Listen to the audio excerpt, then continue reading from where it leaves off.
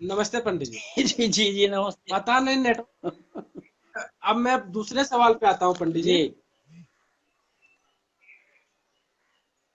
Hello, जी।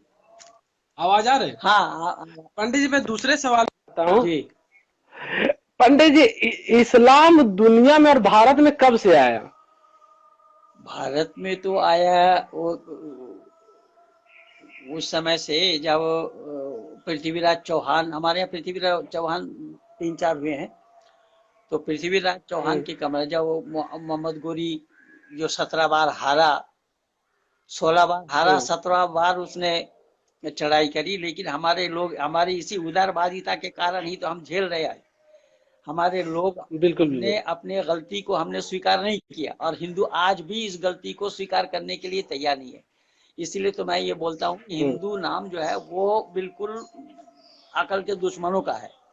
इन्होंने इस सच्चाई को स्वीकार हम्म, नहीं किया। जो मुसलमान आज आंख दिखा रहा है, ये कह रहा है कि हमारे बपोती है, वो असदुद्दीन ओवैसी कह रहा हम जाते नहीं है।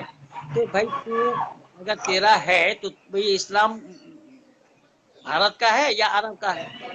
सारा काम इनका हम्म, अरबी में होता है। जब ये जन्म लेते हैं तो अरबी में अजान सुनाया जाते हैं इनके कान में। मरते दम तक सारा काम इनका अरबी का होता है। अरबी में ही नमाज पढ़ी जाती है, नमाज भी अरबी में ही पढ़ते हैं, अजान भी अरबी में ही सुनाते हैं, और मरने के बाद भी इनको सवाल जवाब अरबी में ही किया जाता है। तो भारत का क्या लिया इन्होंने? हम्म। तो भारत का कुछ भी नहीं लिया, पर फिर ये जबरदस्ती। अच्छा, अगर ये कह रहे हैं कि हमारे लोगों ने अंग्रेजों के हाथ शहादत दी है, तो शहादत दी है उसके एवज में तो ये पाकिस्तान बना लिया है, अफगानिस्तान बना लिया, फिर यहाँ क्या प्याज छिल रही है? हम्म, भाई ठीक है, पंडित जी। लेकिन मुझे तो केवल 40 लोग मिले, 41 नहीं मिला। खैर कुछ भी हो, मैं कह रहा हूँ अगर दिया है तो उसका तो मेहनताना मजदूरी तो ले लिया है, फिर हम्म, क्यों जबरदस्ती करते हो? जबरदस्ती ये हिंदुओं के कारण हो रहा है। जैसे हिंदू इस समय भी समझने के लिए तैयार नहीं है कौन हमारा हितैषी कौन हमारा दुश्मन है। ये सांप को दूध पिलाने वाले लोग हैं हिंदू। तो सांप को दूध पिलाने से सांप के जहर थोड़े ही समाप्त कर पाएंगे आप। उसको जब मौका मिलेगा वो डसेगा, और वही हो रहा है। ये जब सड़क घेर करके नमाज पढ़ रहे थे, जब जब ये हुआ तो उसी समय फौरन इनको कुचल देना चाहिए था, लेकिन नहीं किया। और कुत्ता को पुचकारने से क्या करता है? सर पे चढ़ता है। तो चढ़ाया तो हिंदुओं ने ही, आज हम्म, उतारना मुश्किल हो रहा है। हम्म। तो यही। अच्छा पंडित जी। जी, अब ऐसे में एक सवाल आता है कि आज इस्लाम के मानने वाले इस्लामी 56 से 57 राष्ट्र हैं, तो इस्लाम इतना कैसे फैल रहा है? भाई इस्लाम फैलने का मतलब वो अनभिज्ञता के कारण फैल रहा है। फैलने का मतलब गाय कितना बच्चा देती है और सुअर कितना बच्चा देता है? तो कौन से पशु को आप अच्छा मानते हैं? इसका ये मतलब गाय थोड़ा ही को। है कि फैल गया तो अच्छा ही है। फैल गया तो अभी म्यांमार में जो अभी फिर कांड किया है, एक लव जिहाद का शिकार वहां हुआ है, और इस लड़की, और किस तरीके हम्म, से वहां हम्म, मार करके भगा रहे हैं। तो ये जहां भी जाते हैं उधर भी तो मचा रहे हैं। कौन सा देश इनका शांति में है? ये शिया और सुन्नी मिलकर ये तो कह रहे हैं कि इस्लाम भाईचारा का धर्म है, भाईचारा का संदेश देता है। शिया सुन्नी आज तक मिल करके नहीं रह पाते, एक दूसरे के मस्जिद में नमाज नहीं पढ़ सकते, एक दूसरे के कब्रिस्तान में दफना भी नहीं सकते। तो किनके साथ ये भाईचारा चला रहे हैं? अच्छा पंडित जी, एक बात और है, हमने देखा, आपने देखा कि आपको सुन करके और भी आर्य समाज या जो भी है उनको सुन करके पढ़े लिखे मुसलमान अब इस्लाम को छोड़ रहे हैं, त्याग रहे हैं, वो ऐसा क्यों? बहुत भाई, जो सच्चाई को वहां तक हम पहुंचाए नहीं। देखिए बांग्लादेश में तो मैंने न मालूम कितनों को बना दिया। बांग्लादेश में इस समय बहुत ज्यादा है। अब वो लोग नास्तिक बोल रहे हैं अपने को, हालांकि वो नास्तिक नहीं है, आस्तिकता में हम्म। उन पर विश्वास है। मैं कई जगह दिखा दिया हूँ, बता दिया हूँ कि नास्तिक कोई नहीं होता है। बाकी ये है कि इस्लाम से मोह भंग इसलिए हो रहा है ना कि इस्लाम में इस अमानवीयता को वो लोग समझ रहे हैं, अंधापन को समझ रहे हैं, इस ब्लाइंडनेस को समझ रहे हैं कि इसमें अंधानुकरण के सिवा कुछ नहीं है। जब परमात्मा ने अक्ल हम्म। सलीम दिया है, विवेक और बुद्धि दिया है, तो आदमी को विवेक और बुद्धि के बिना पर अपना काम करना चाहिए। लेकिन यहाँ विवेक में ताला डलवा दिया है। यहाँ कहे कि तुम विचार नहीं कर सकते हो, ज़ालिकल किताब ला रैब फीह, कि कोई शक व शुबा की उसमें शक की गुंजाइश हो तो भी आप शक नहीं कर सकते। अब बताइए 100 साल तक खाने पीने का सामान तरोताजा रहना, ये शक की गुंजाइश है कि नहीं है? अब किसी महिला में फूंक मार करके संतान उत्पत्ति कर देना, ये संदेह की गुंजाइश है कि नहीं है? बाघ महिला को संतान बना देना, ये संदेह की गुंजाइश है कि नहीं है? और बूढ़े आदमी से संतान उत्पत्ति करवा देना, जकरिया बिल्कुल बूढ़ा था और उसकी पत्नी बाँझ थी, वो खुद कह रहा है इस बात को सूरह आल इमरान में। अब यहाँ कहने का तात्पर्य मेरा ये है कि जब लोग दिमाग से विचार करेंगे कि ये तस्लीम करने लायक नहीं है, लेकिन आंख बंद कर लेना ही इस्लाम है। ईमान उसी को ही कहा जाता है, आंख बंद करके मान लेना। जब आप आंख खोलेंगे तो आपको कहा जाएगा तो इस्लाम से निकल गए। अभी पिछले दिन आप लोगों ने देखा होगा, आपके बिहार में ही, बिहार का ही कांड है, खैर आप तो झारखंड के हैं। पिछले दिन चंपारण जिला में एक मियाँ जी, जो कोई एक बीजेपी के सदस्य है, वो कहीं किसी गया, जय श्री राम बोल दिया तो वहां फतवा दे दिया, उसको पत्नी को भी तलाक दिलवा दिया, बच्चे को भी अलग करवा दिया, आधी आधी किया। ये सारा काम हुआ है उनके साथ। अब ये जो काम करते हैं तो वो अगर गुनाह माफ करें, आप अल्लाह से प्रार्थना करेंगे, जैसा आदम का गुनाह अल्लाह ने 40 साल के बाद माफ किया था, अगर वो गुनाह माफ कर देंगे तो ये मुफ्ती लोग उनको जो सजा सुना रहे हैं तो वो क्या रहेगा? अल्लाह अगर उसका गुनाह माफ कर दे और ये सजा सुना रहे हैं उनको, तो ये क्या, ये दकियानुसी इसी का ही नाम है, अमानवीय तरीका इसी का ही नाम है। अभी तलाक को देखिए ना, किसी अपने पत्नी को 3 तलाक बोले और उसके 3 तलाक बोलने के बाद फिर रखे तो किसी और पुरुष से उसको मिल करके आना पड़ेगा, उसके साथ सहवास करना पड़ेगा, उसके साथ रात्रि गमन करना पड़ेगा, बिस्तर का साथी बनना पड़ेगा। ये क्या तमाशा है? अब इन सब सच्चाई को लोग जो समझ रहे हैं, वो एक बांग्लादेश का एक है, मैं नाम नहीं बताऊंगा, वो कह रहा है कि इस्लाम वालों, हम तुमसे पूछते हैं कि तुमने हमारा खतना कराया था।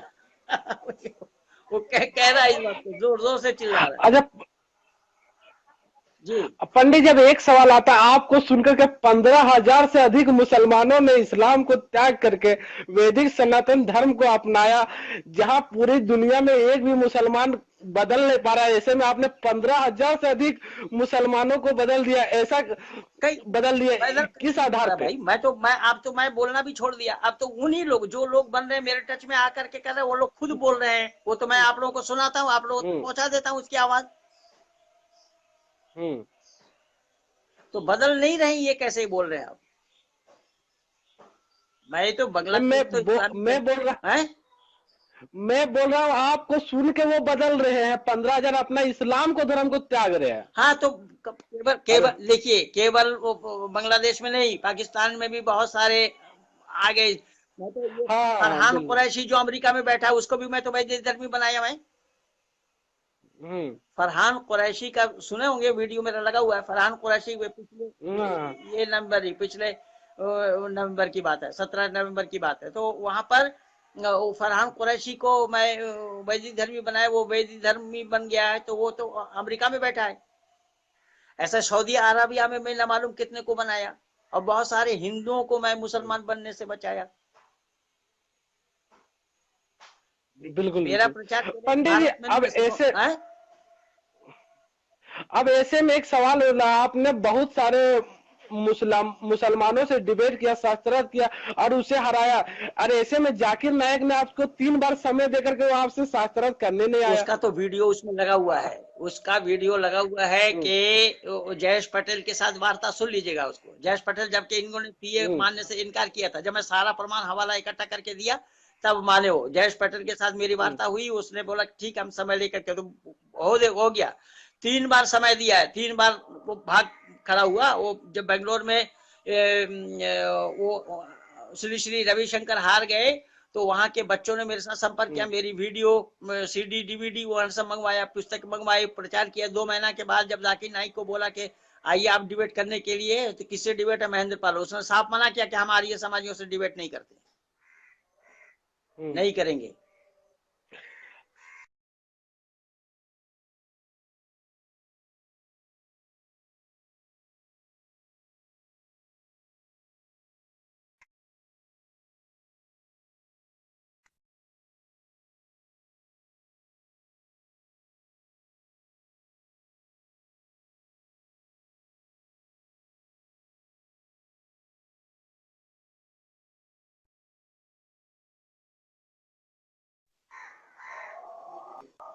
हेलो, ये सब लिखी हुई पुस्तक है। देखिए आज ये सब मैं लिखा रहा हूँ। ये इस तरीके से पहले एक था वेद और कुरान की समीक्षा, और आप जो बोल रहे हैं वो ये है मस्जिद से यज्ञशाला की ओर।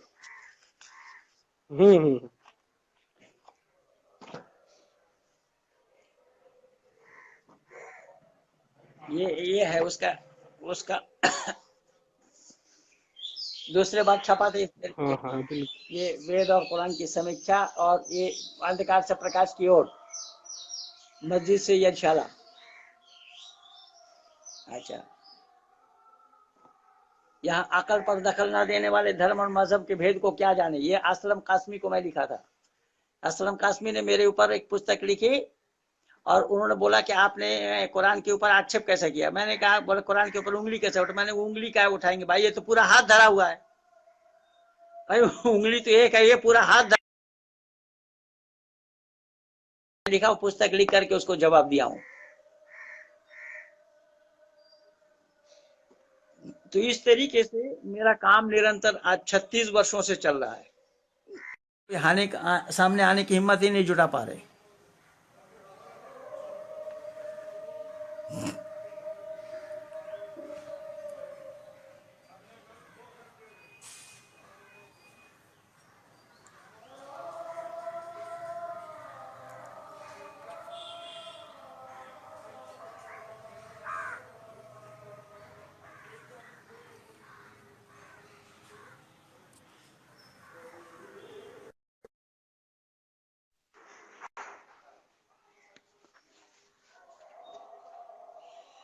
पता नहीं पंडित जी, नेटवर्क में कुछ प्रॉब्लम चल रही है इसलिए बार बार कट रहे हैं। हाँ, पंडित जी अब इसमें एक सवाल हो रहा था, इस्लाम का अंत कैसे होगा? इस्लाम का अंत हमें और आपको करना नहीं पड़ेगा, ये अपने आप ही हो जाएंगे।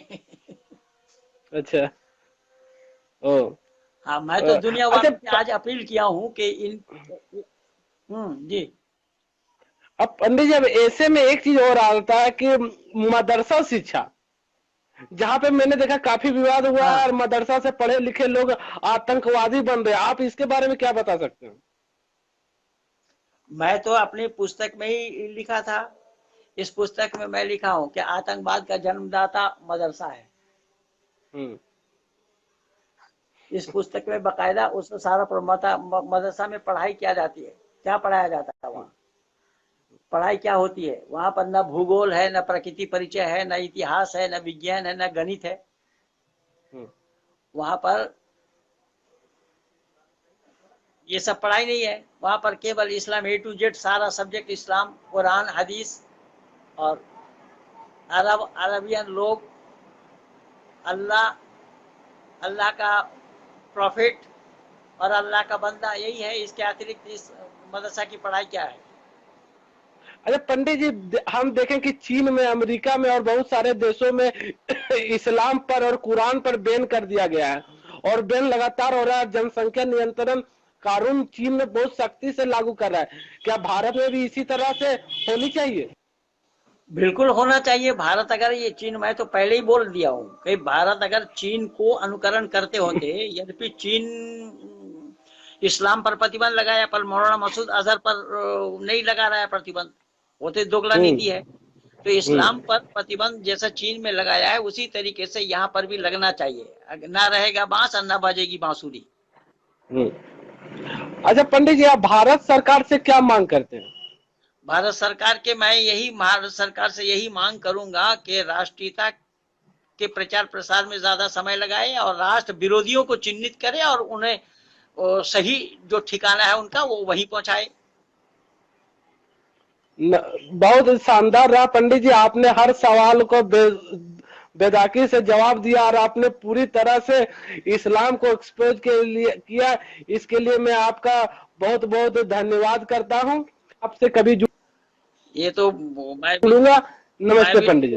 मैं भी शुक्रगुजार हूँ वकील साहब आपका, और आप भी अपना समय लगाते हैं और औरों को भी जोड़ रखे हैं। आपने जो पेज बनाया है उस सत्य वैदिक सत्य करके, वो भी काफी प्रबुद्ध वर्ग के लोग उसमें जुड़े हैं। बहुत सारे मित्र मंडली सब सच्चाई को चाहते हैं, सब लोगों को चाहिए सत्य क्या है। इसलिए मैं बोल रहा था कि हमारा सारा काम सत्य पर ही आधारित है।